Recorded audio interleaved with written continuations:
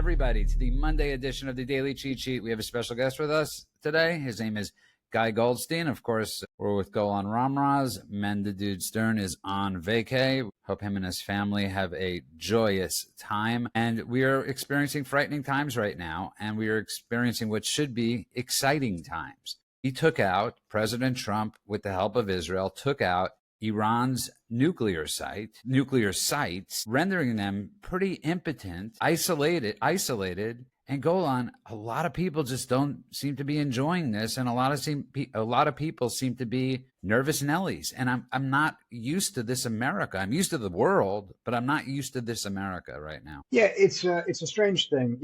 Once upon a time, there was a collective celebration about something that, we did as a country, we would do. And by the way, it wasn't just us, it was the West kind of as a whole. If there was a victory that occurred, it would be collectively celebrated, whether that was sending a space shuttle up into stars, or whether that was winning a war or taking out a terrorist or what have you. The collective cheer would go up. And it feels like now part of it is, as we've talked about before, everyone's in their silos. So there is no such thing as a celebration anymore. There was a chat, Guy and I were talking with a group of people, and one of the people said, I'm in a group right now that refuses to celebrate the fact that Trump took out these nuclear sites, because it's like they refuse to give him a win. They are so desperate not to give him a win. So someone posted a video of New York City, and there was a plane going by, and behind it, they saw an Israeli flag, and they thought, okay, good. Someone's celebrating the good guys for once. And then someone zoomed in on the image, and the banner behind it said, thank you, President Trump. And that first person was like, well, I didn't realize what it said. I'm so sorry. I'm so sorry. It was like, well, it's okay. You're allowed to celebrate. It's a very strange thing to witness. And part of it is the siloing. Part of it is the idea that there are certain people that we just are putting in the villain category, or certain groups are putting in the villain category. That's Donald Trump. That's Bibi Netanyahu. That's Viktor Orban. It's like, it doesn't matter what these people do. It doesn't matter how good something they are attempting to do ends up being, even if it helps ultimately or changes a narrative that's been around for a very long time. It's like they refuse to give them a win. They refuse to give them kudos, and they refuse to celebrate it. And that puts them in a category where something wonderful happens and they actively are either depressed about it, or like that meme that was going around TikTok about bin Laden, the day I realized he was right. It's like they have to now root for the bad guy. And it's become a very strange. Guy, it's interesting. You're originally from Australia. Now it's Israel and around the world. You're pretty much global. You're a global trendsetter. But it's remarkable, because when Obama, who I did not vote for, took out bin Laden, who amazingly, again, we know that Biden was not in favor of that strike and other foreign policy blunder of his, but that was an exciting time, and we celebrated our SEAL team. Guy, that's not happening now. So it's interesting that you say that I'm Australian, I'm Israeli. I've never been American. I've been to America 5 times in my life. It was always an adventure. I was always excited to go, because growing up outside of America in the free world, America was something that we passionately loved. We grew up with a passion for America. I knew the words to the Star-Spangled Banner before I knew the words to the Australian National Anthem. In fairness, the Australian National Anthem, far less exciting, but we grew up on that. I grew up on truth, justice, and the American way, like every good Jewish boy. I remember how passionately we would watch things like Born on the 4th of July, which you would think would make no sense to someone that's not American. But to us, that was part of our culture as well, because I grew up in a world where America defined the West. So it wasn't just your SEAL team. I remember the night that bin Laden was killed, and we celebrated our SEAL team, right? It was a global achievement. We all got the bastard. Pardon my French. In Australian, that's not a profanity. The fact is, even when Trump assassinated Qasem Soleimani, in Australia, they still celebrated it, right? This is a new phenomenon, the unwillingness or even the shame at America's achievements in the West. It's really unsettling to see, because for the first 35 years of my life, the assumption that the good guys had a Star-Spangled Banner and the bad guys could fly whatever flag they wanted, it didn't matter, because we knew what the good flag looked like. has been shattered. And to see people in the streets of America flying Hamas flags, Hezbollah flags, Iranian Islamic regime flags, communist flags, it's hard to imagine how we got to this point. Well said. You actually gave me the chills when you were saying it. I'm not sure if it's because I'm cold in the room or just I love your accent, but it really did give me the chills because it reminded me of how we were, how the 4th of July was in America, how special it was, and how special it still is and should be, Golan. I have to interrupt because there's some breaking news. President Trump just came out on Truth Social. He said, "Congratulations to everyone. It has been fully agreed by and between Israel and Iran that there will be a complete and total ceasefire in approximately 6 hours from now, when Israel and Iran have wound down and completed their in-progress final missions, Israel, for 12 hours, at which point the war will be considered ended." Exclamation point. Officially, Iran will start the ceasefire, and upon the 12th hour, Israel will start the ceasefire, and upon the 24th hour, and the official end to the 12-day war will be saluted by the world. During each ceasefire, the other side will remain peaceful and respectful on the assumption that everything works as it should, which it will. I would like to congratulate both countries, Israel and Iran, on having the stamina, courage, and intelligence to end what should be called the 12-day war. This is a war that could have gone on for years and destroyed the entire Middle East, but it didn't and never will. God bless Israel. God bless Iran. God bless the Middle East. God bless the United States of America.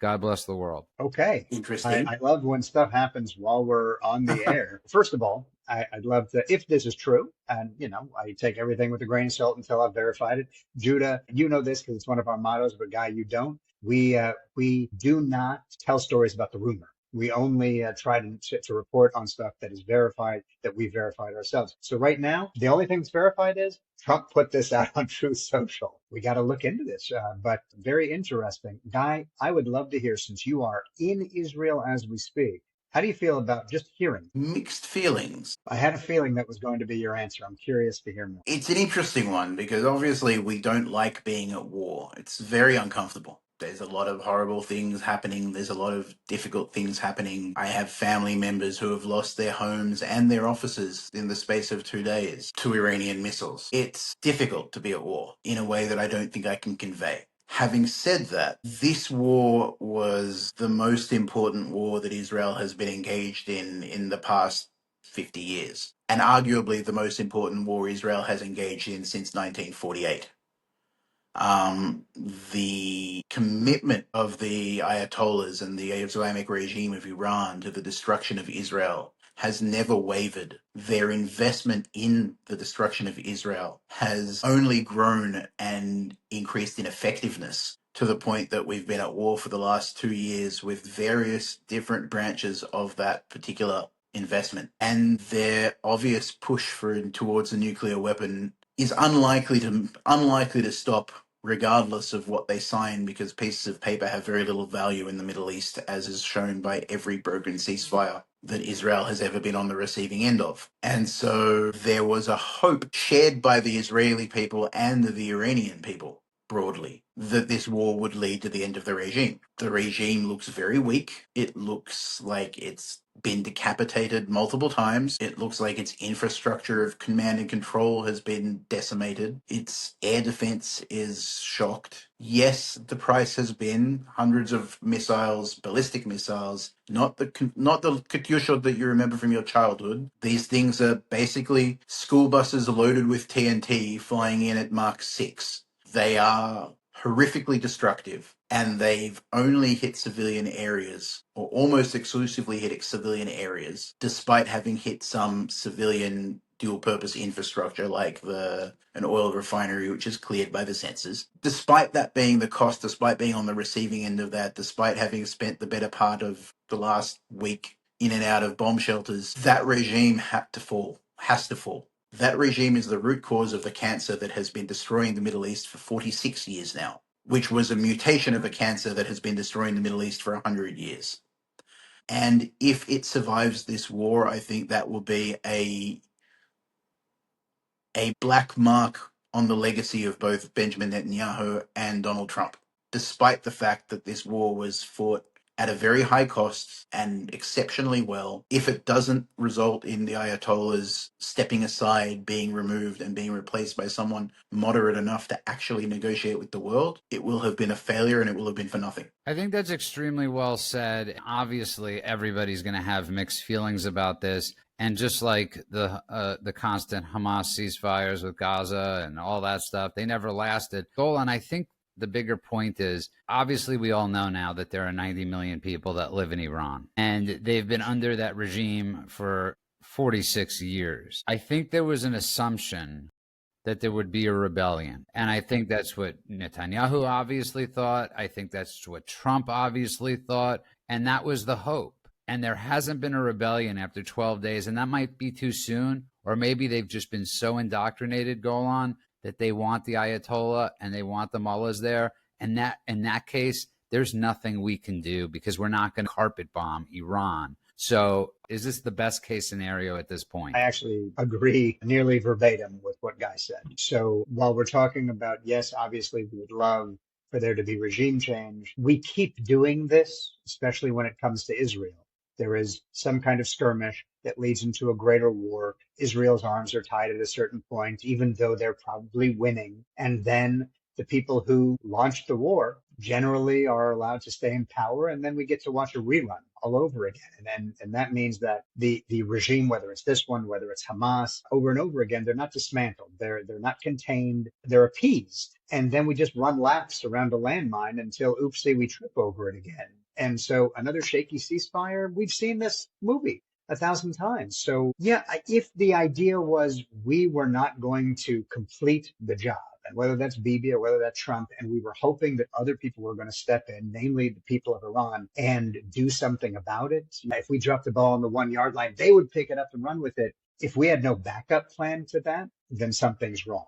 Because first of all, even if it's true, and I think it is based on at least what we know, the people we've spoken to, obviously we don't know everything, and maybe we've been misinformed. Maybe they do love being under the Ayatollah, but it does not seem that way. But that also is difficult to do. It's difficult for people to rise up who have been so oppressed, so muzzled, to rise up and overthrow a government as brutal and dictatorial as this one. So if we didn't have a backup plan, then we put ourselves in a position to fail. I think this is a stain if we stop now. Ultimately, the tragedy and the betrayal is the world's fixating on missiles and headlines, and we're forgetting about the Iranian people. Everyone except for the Jews who are like, can you just wrap this up for us, please, please, please? But they have been out there protesting. We've been watching them, pulling off their hijabs and yelling death to Khomeini and all the rest. But that doesn't necessarily equal regime change.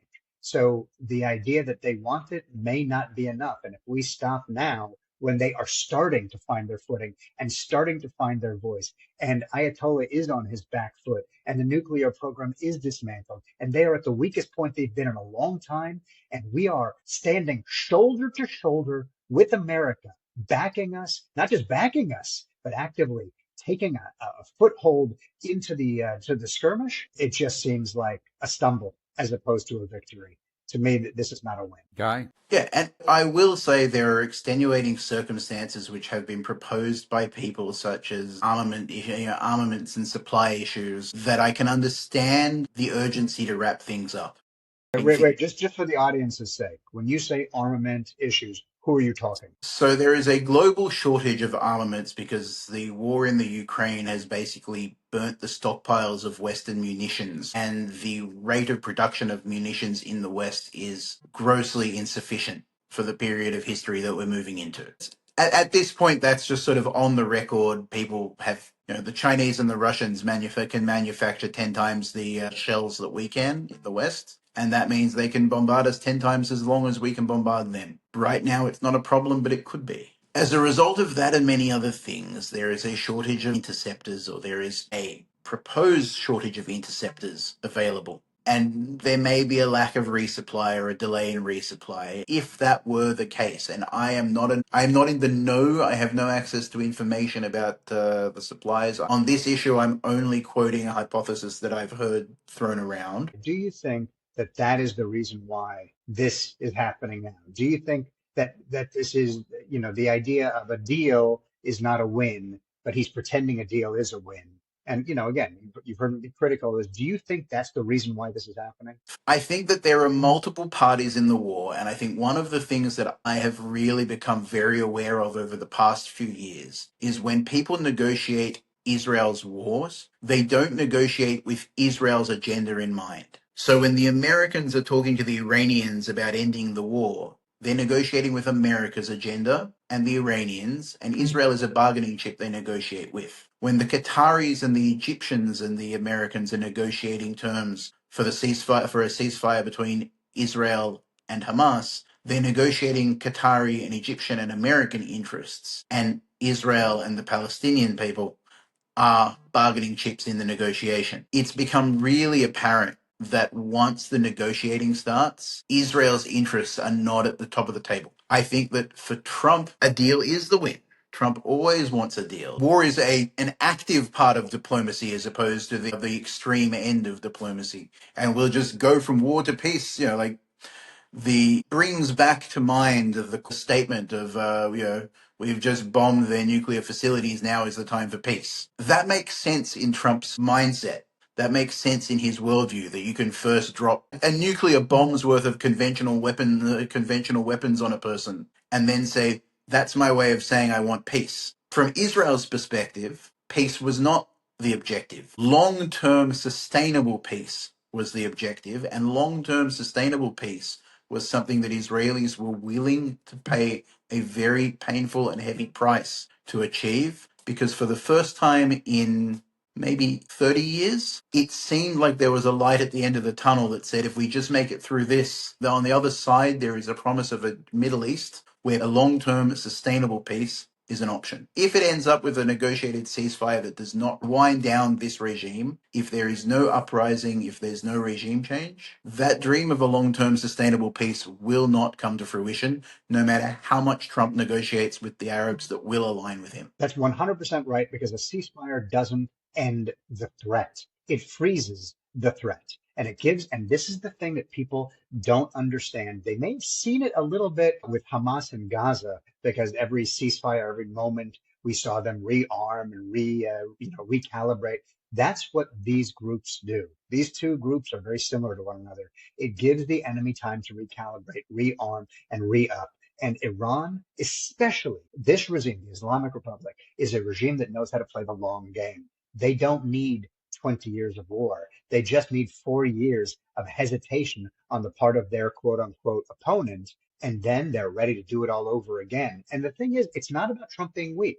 Okay. His instincts, whether it was destroying ISIS or killing Soleimani or the Abraham Accords, those were all good ideas, these historic ideas. But this particular one, when it comes to Iran, it does feel like he was going the right direction, and almost a little bit like what you were saying. He did say, I'm attacking your nuclear sites, I'm destroying them, I'm still looking for peace. But then he also floated in the same social media app, in Truth Social, hey, what's wrong with regime change?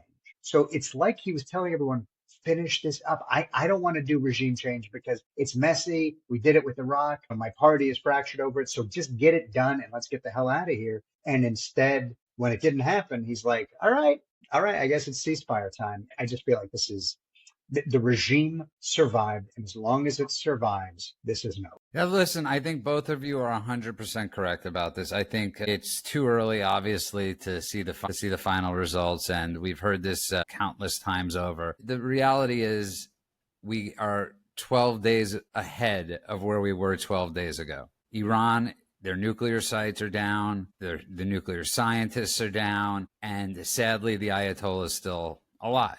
I think Israel is in a much better place than they were before they started this mission 12 days ago. I agree with you guys 100%.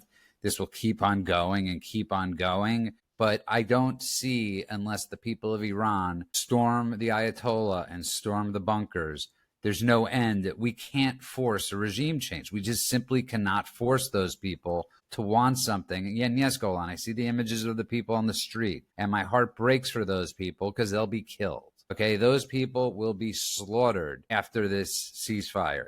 Just so everybody knows, look at every person on that screen that's celebrating. They're dead tomorrow. Those people are dead tomorrow. But Israel couldn't put troops on the ground over there. there's nothing we could have done. And at a certain point, you've bombed every facility you could possibly bomb and taken out everything you could possibly taken out. Where do you go from there, Golan, if people don't want that? That's my question. Again, I don't think it's that people, I don't want to reiterate all of this, but I don't think it's that people don't want it. I think that there's a government that doesn't care about bad press, doesn't care about international condemnation. They kill their own children to stay in power. They don't hesitate. Remember 2009, the Green Revolution erupted. They were shooting people in the streets on camera. They didn't care. 2022, the murder of Masa Amini. They were literally on camera. You can go and look at it right now. They were shooting teenage girls in the street. They were beating grandmothers down with iron bars. They shut down entire cities. So I think, the dissidents were all dead, like you said. All these people that are about to, I hate to say it. I hope you're wrong. I know you're not wrong, that are about to all get disappeared. But I think people are really afraid. So even though right now you see this, we're watching this subset of people stand up and say they're excited about it, it's because I think they internally, like Bibi, like Trump, like a lot of us, were thinking the rise up was going to happen. And now it's like that thing in the cartoons where it's like, anyone who wants to do this, step forward. And everyone steps back except for the one person. And it's like, what the hell just happened? Like, that's where we are right now. And I don't know how to fix this, because if we're relying on that and they're not ready to do it for whatever reason, and that means that the status quo is where we're going to end up, it's just disturbing. I think it's disturbing to all of us. I think this whole, listen, if everything doesn't disturb you either way, there's something off with you. If this is what's going on right now, and Guy, I really thought there was a silent majority there, just like there was a silent majority that got Trump into office. Obviously, the extremes were much different. Here, you lose a job if you supported him. There, you lose your life. But I think everybody really thought the silent majority would rise up. No, absolutely. I think we were all banking on it. We knew that, not only is it a matter of the silent majority, it's also that Iran is an ethnically diverse country with a number of very militant ethnic groups who have some sort of territorial integrity and have been brutally oppressed by this regime and by the previous regime, by the way. So the Kurds, for example, are an incredibly honorable warrior people. They always have been. They've been fighting for their own rights in the Middle East since it was redrawn up and they were left out of the conversation.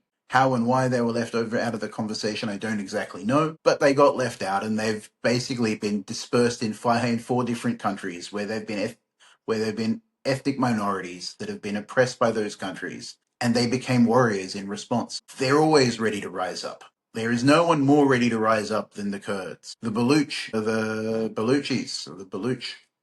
also very militant, more jihadi than the Kurds, a little bit less secular and democratic, but anti-regime, also anti-Pakistani. They have an interesting little neighborhood there. And they didn't rise up in the same way that I think, and again, I'm sort of comparing this to our own experience, in the same way that I think that Hamas expected the Israeli Arabs to rise up and the West Bank Palestinians to rise up, and they didn't. And that dramatically changed the course of their war. I think we were expecting some of these groups to rise up, to speak up, to do something. And in the absence of that, there's not a lot we can do.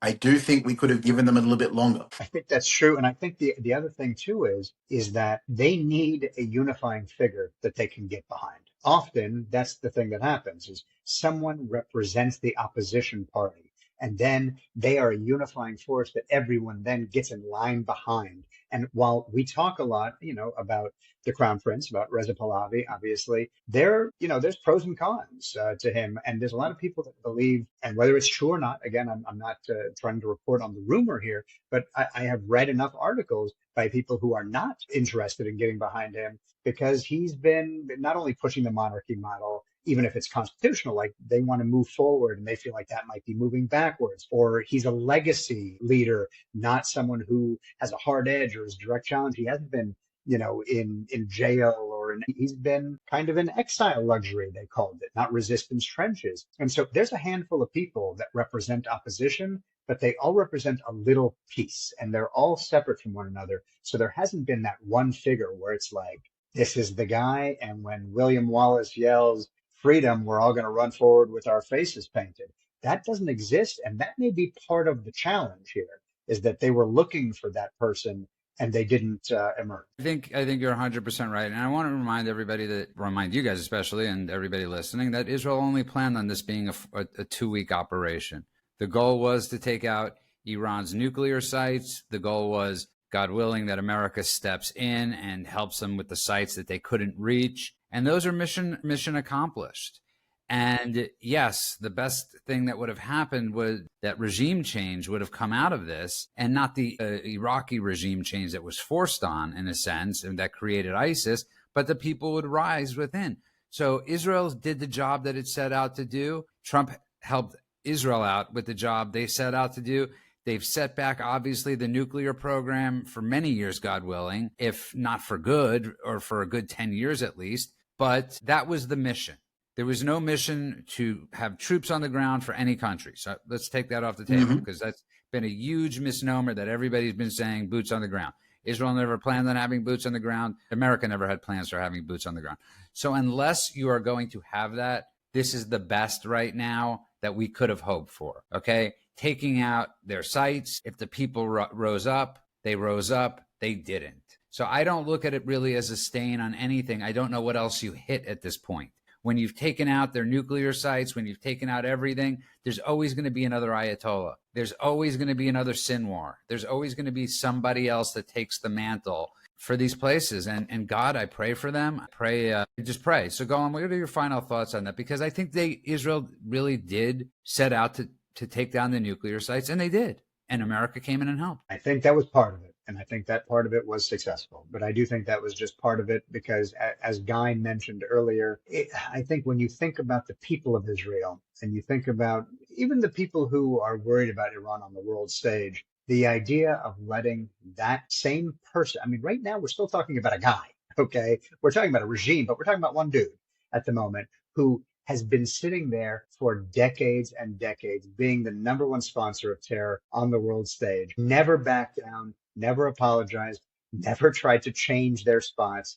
Every time they made a deal, they either broke it or it became, they were set back, but very much alive, and they just did it all over again. Their infrastructure gets wrecked. They just rebuild. And sometimes they rebuild even worse because they don't even care about the people, the citizens. The citizens are their human shields, just like in Gaza, but in a different way. And so they just keep rolling forward. So the idea of that being the only thing Israel was after, no, I don't think that's all there was. Long term, being able to sleep soundly with both eyes closed, actually get into that REM sleep where you're not just every noise makes you jerk awake. It sounds like a better goal than, for the moment, we got rid of the bomb thing, which we've done a dozen times before, as we talked about on yesterday's show. All the killing of the scientists, the uploading of the viruses, the remote control machine guns, and all the other Mission Impossible ways that we set back their program. This program is set back. This program is not dead. And it's important to understand that, because whether it was cyber, whether it was kinetic, whether it was covert assassination, no matter what it was, including this bunker buster taking down of their nuclear sites, it hurts the program. It does not stop the program because they won't let it stop the program. I think one thing that it's also important to remember is the plan that they started this conflict with. So the Iranians, we know what their destroy plan for an Israeli attack on Iran was. And it was to launch 1,000 ballistic missiles at Israel. To put it in perspective, even if Israel had a fully stocked arsenal of interceptors, if you launch 1,000 ballistic missiles, Israel's going to be able to knock out a few hundred of them. If you've got hundreds of ballistic missiles raining down on your cities, that it may not have the radiation and the mushroom cloud and the really fancy sounding title of a nuclear bomb, but it would effectively be a conventional impact, no less impactful than Hiroshima. Every one of those missiles takes out a block in an Israeli city. In a very small country. So now, thankfully, the Israelis decapitated the leadership that was supposed to give the instruction to do the launching, and they targeted a lot of the launches. They managed to severely reduce the potential for doing harm to Israel. That said, the missiles that were being fired early on, at least according to the Iranian spokespeople, so take it with a grain of salt, a very large grain of salt even, were old stock. Right, because they've been building this arsenal for 20 years. They used the old stock and they still have new stock, and they will still be able to build new stock, which means that as with every other ceasefire, as with every other failed ceasefire that Israel has entered into with any of its enemies, they always come back, and they always come back better armed and more prepared to kill and more prepared to die. And when it's Hamas, you escalate from, 20 people being killed in 2014 to 1,200 people being killed in 2023. And it's tragic and heartbreaking, and we've all been coping with that for a year and a half already. When it's Iran coming back from, they only managed to land 25 ballistic missiles in the suburbs of central Israel. If they get 10 years or 4 years or 5 years to rearm, then that's very concerning. And what's even more concerning is, and this brings us back to the beginning of our conversation, if America keeps going in the direction that it's going, Donald Trump may be the last president that Israel can rely on to bring in the B-2s and drop those bunker busters. And so we may be looking at a situation where the regime are more than happy to wait out the Trump administration. They may also be happy to wait out the Rubio or the Vance administration that comes next. But if in 8 years' time they've stockpiled, and they were talking about producing 300 missiles a month, 8 years of 300 missiles a month is about 10,000 missiles, and Israel facing that on their own in 8 years' time,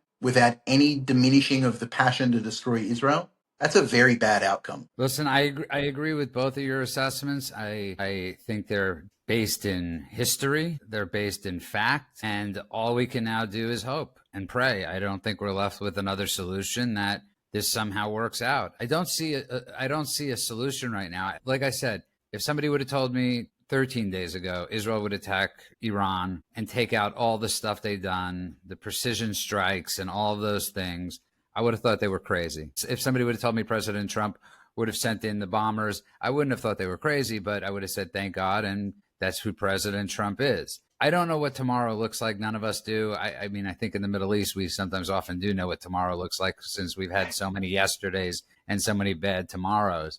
But Golan, your final thoughts on this. I don't know what else to say other than pray. I think you've said it perfectly. My final thoughts on this are, I am trying to figure out what's going on behind the scenes, because here's my little secret quiet hope is that we heard before, Bibi, do not go into Iran.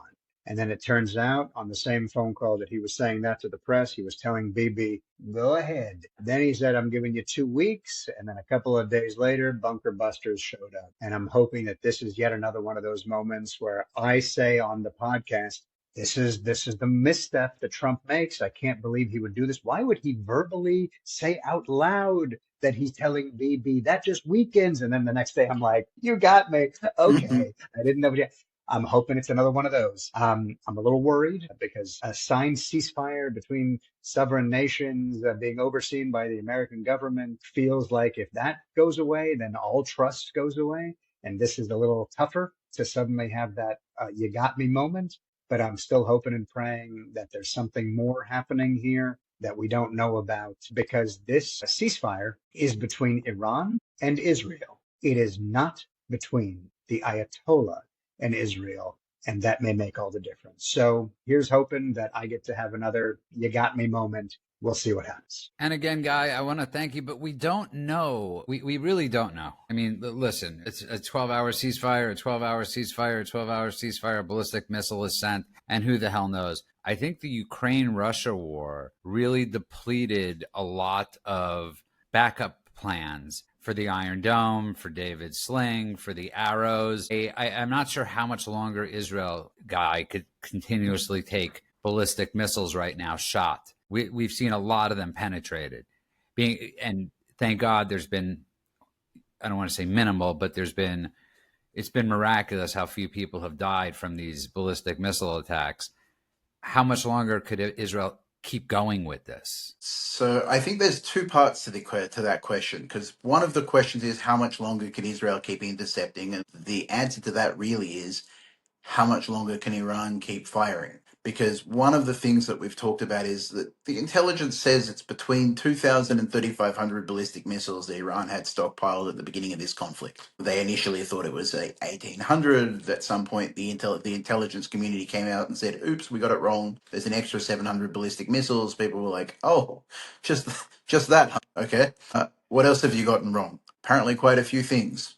We won't say anything about the intelligence community on this. They've done incredibly.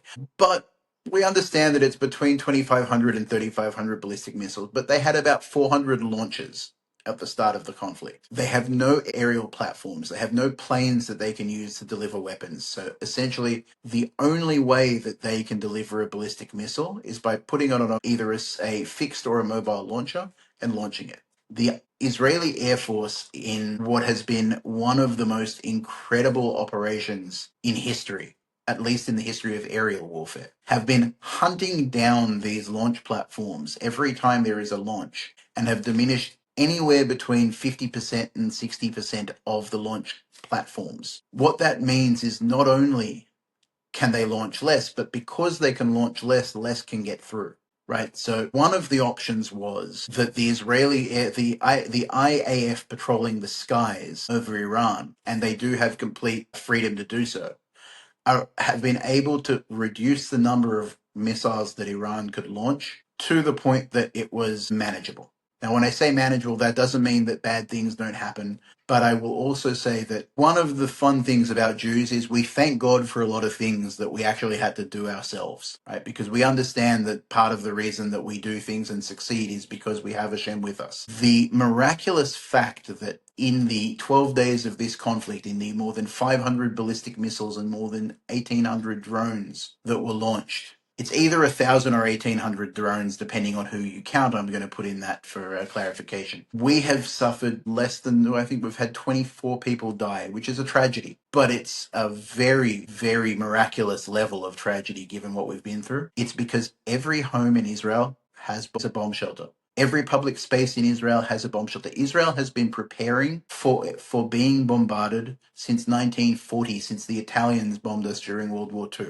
And the effectiveness of the Home Front Command, the Pikuda Orif Home Front Command, and the Israeli population's adherence to their advice has meant that in almost every situation where buildings were hit, where you look at the building and you don't understand how people survived, but they were in their shelters and they survived. And what they found was almost in every case that someone died, it was because they weren't in a bomb shelter. Every person in the country gets into the shelter when they're told, and people have been able to survive in a way that is miraculous. Right, so we could take the beating, and if there was a recent poll in Israel that said that about 73% of people basically said to fight Iran until the end, despite what we were going through, because we understand that this isn't just about Israel. This was never just about Israel, because Iran is the thing that has been standing in the way of a peaceful resolution to all of the conflicts in the region through its proxies, through its terror networks, through its manipulation and its deceptions. That is the thing that we're stepping away from. I completely agree with you that,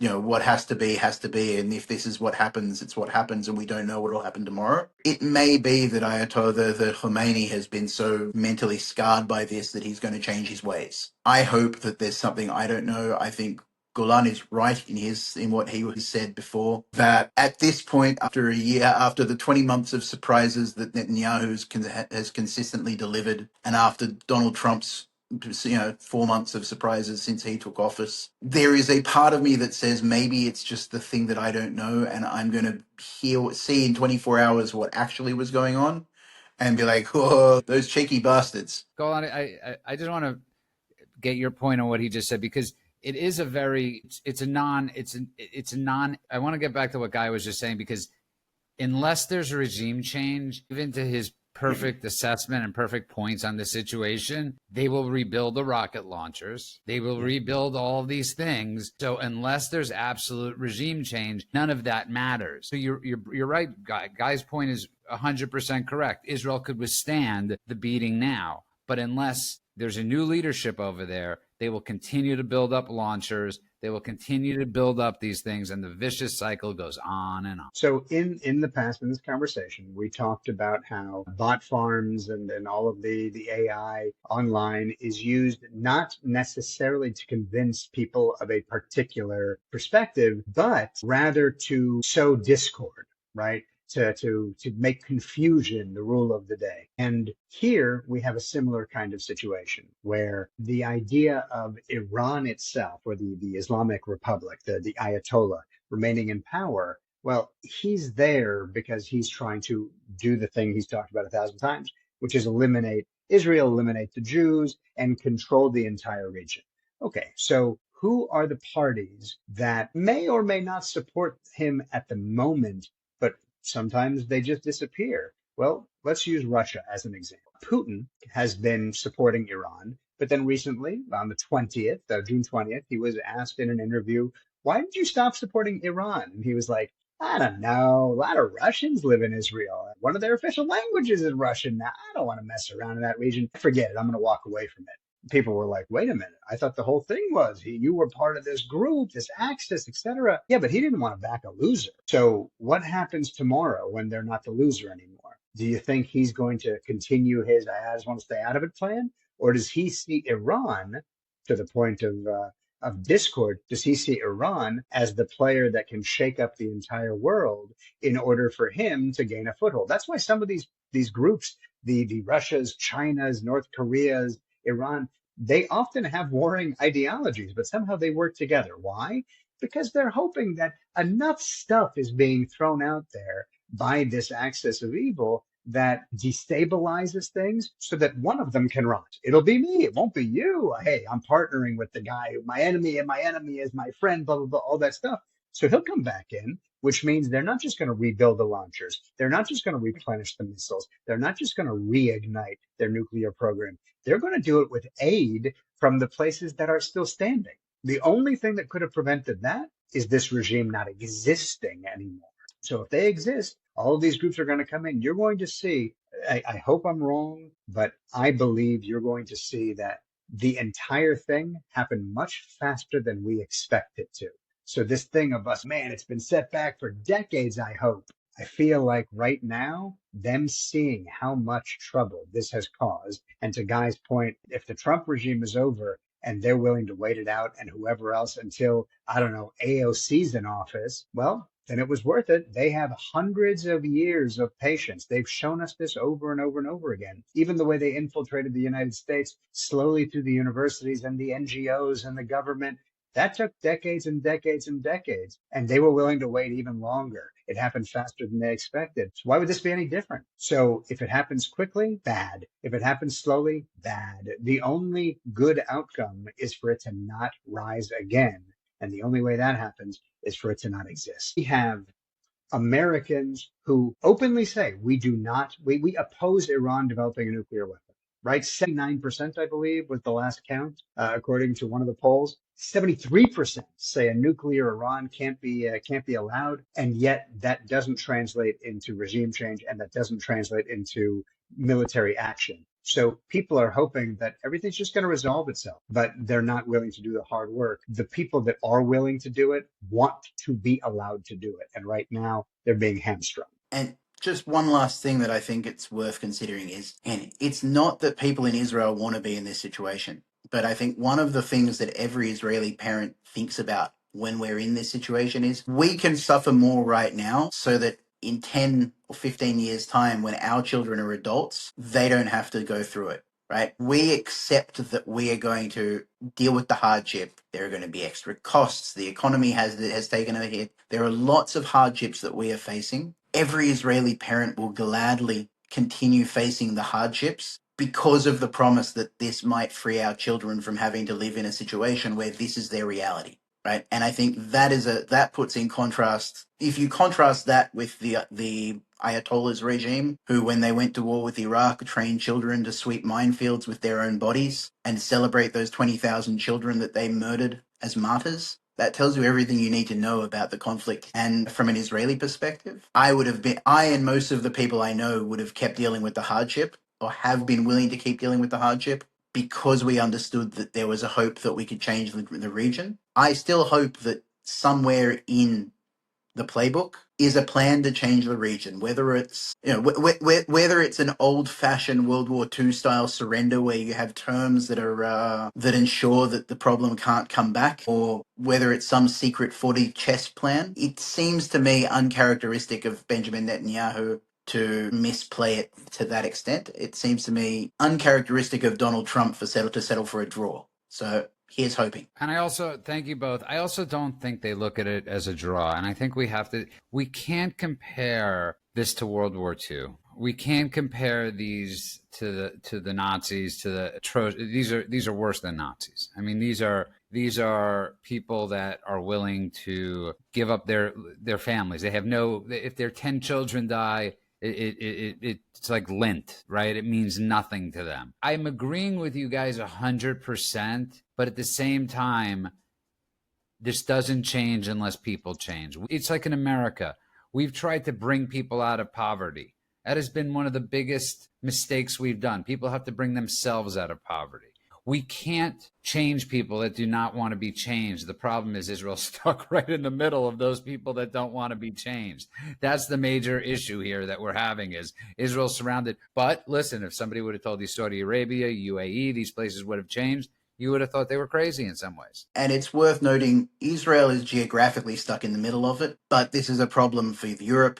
If you look at the state of France, if you look at the state of the UK, if you look at the state of Canada, Australia, the United States, which has had a porous southern border that's let 10 million people come through, despite the fact that the Iranian regime and Hezbollah have a significant influence in Latin America and the cartels. This is despite the fact that geographically it's easy to see how it's Israel's problem. This is a problem facing the entire Western world. And one of the things that we should understand at this very moment is ceasefires to jihadis are victories against the infidels, and one victory to a jihadi inspires more. And maybe it'll be another jihadi regime somewhere locally, but Israel's killed most of those. But that doesn't mean that it's not going to trigger something somewhere else. So this is the price of negotiating with terrorists. This regime are terrorists, and it's a warning that we should be attentive to. Like, this is going to hit someone. I think you're 100% correct. To the bigger point is, Guy actually brought up something that's extremely important. I think it might have been you too, Golan. We don't know who's next in America right now. And the feeling in America right now, as much as 79% say, or 73%, the numbers of those that want to attack is far less. So you're getting these mixed messages. You're getting people saying, we don't want them to have nuclear weapons, but we don't want to do anything about them having the nuclear weapons. So while you're saying, in one sense, thank God President Trump is the president right now, and thank God Bibi's there right now, there's not going to always be a Bibi, and there's not going to always be a Trump. So if doing this ceasefire means that a Rubio or a J.D. Vance is the next president, then that's how we also have to think long term. So I don't look at this as a loss. I look at this more as a win if that power structure here stays in charge. If heavens to Betsy, we get some, left-wing demented psycho in, we're screwed. Let's just at that point, we're all screwed. The world is screwed. So we have to keep this power structure going, because it's not like Israel where Trump could run again. Okay. And that's what we're forgetting. God willing, in 3.5 years, J.D. Vance or Rubio becomes president. So that's what we have to keep on praying for here. We don't get the luxury of in Israel where Bibi could be there for 20 years. So I'll let you guys finish with that, and let's really finish. Yeah, I am worried about the Russian roulette aspect of that, where we're hoping the next chamber is going to be empty, but who really knows? That's one of the reasons why I'm a big fan of, if you have an opportunity to finish a job, finish it. I am a natural procrastinator, and I learned a long time ago that it's fine. It's due Friday morning. That's fine. Thursday at 8 p.m. I'm going to get started on it after having 2 weeks to have done it. And that's the night that the power goes out. Or that's the night I fall asleep early. Or who knows what. And now suddenly I can kick. How could this have happened? But that's my fault, because I didn't do the job when I should have done. And It took me a long time to learn that, and now I don't procrastinate in that same way anymore, or I try not to. I think here we have an opportunity to finish the job, and us saying, don't worry, we'll have another opportunity later on. We'll see that Thursday night, we'll get this ceasefire kicked off the books, and we'll take care of the regime change we should have done a long time ago. Thursday night, the power may go out, and we may not get that opportunity. So it makes my sphincter tighten in a way that I don't like, and I don't want that to continue. I think we're all in the same boat, I think, but time will tell. This just started, so by tomorrow's show, something could be totally different in the news. Guy, you're more than welcome back to come on tomorrow, and we could be discussing this in a totally different way. I just want to say I'm very grateful for President Trump, for what he's 100%. done. I'm extremely grateful that BB has been there throughout this whole time, as much as he's been tarred and feathered by Israeli media, the American media. People often forget this guy is not a slouch. He was a former member of the highest levels of the Israeli army. He's also an MIT graduate. He's a complex human that's been passionate. As you guys have been advocates for a long time, but especially since October 7th, BB's been an advocate since his brother died in Entebbe. That's how long it's been. So since 1976. So 50 years, BB's been doing this. And God bless him. God bless everybody. I pray the decisions that are made are the correct ones. Guy, I see you maybe want to jump in. Feel free. I was just going to add one last caveat, which is, as a general rule, I refrain from analyzing things in real time because the information is always changing. So despite the fact that this has been a bit of a downer of an episode, and despite the fact that we've had a lot of pessimistic analyses, those pessimistic analyses are worst case scenarios, and with God willing, by tomorrow there will be new information that will make all of this a funny experiment in worst case scenarioing. Hey, I'm the one that's been Mr. Brightside here. I feel like I've been a downer the whole time, so I had to do something to compensate. I've been the one that's been Mr. Brightside and saying, listen, none of us know. If 12 days ago or 13 days ago you would have said Israel would have done this, you would have thought everything was crazy. If Trump would have taken out those 3 sites the other night. So who the hell knows? He said, give me 2 weeks. And I need to think for 2 weeks. And 2 days later, we find out on True Social, 3 nuclear sites are taken out. So who the hell knows what's going to happen? Hey, this is what I'm saying. I'm hoping it's one of those moments, and that's what we did. And I just want to point out for all of those watching who have been watching the last however many dozens of episodes, we don't report on the rumor, which is why, as we've been going through this, has been analysis. We keep saying, and if true. So just keep that in mind as we go forward, because eventually we will give you the actual. Right now, we're talking about what could be based on what we know at the moment, which we have not verified. And on that note, I want to thank everybody. I want to remind everybody, please follow us. Obviously, download us on Apple, Spotify, go to YouTube, The Daily Cheat Sheet, Substack, The Daily Cheat Sheet, Instagram, The Daily Cheat Sheet, and of course on X, TD Cheat Sheet. God bless you all. God bless this great world. God bless President Trump. God bless Israel. And let's pray. That's all we could do right now. And this is a really complicated issue for our listeners, for people in America right now. This is extremely complicated and complex. And I hope we brought a little nuance and answers to those complex questions in these complex times, because it's very confusing. And I want to wish everybody a good morning, afternoon, and night world, wherever you are.